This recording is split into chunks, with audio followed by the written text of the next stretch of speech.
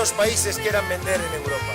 Está muy bien que haya un libre comercio, está muy bien que se abran mercados, pero primero nosotros, primero los europeos, primero los españoles, primero los valencianos.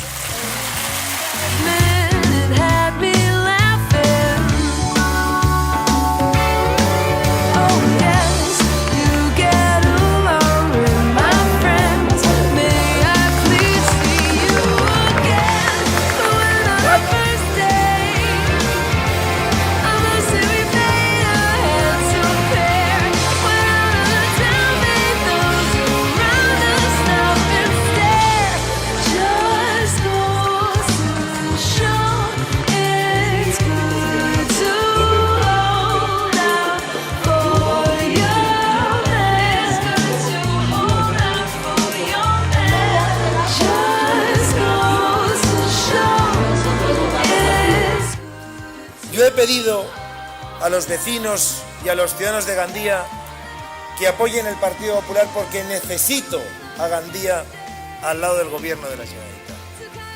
Pero igualmente, el 22 de mayo necesitamos una mayoría aplastante en toda España para cambiar el gobierno de la nación.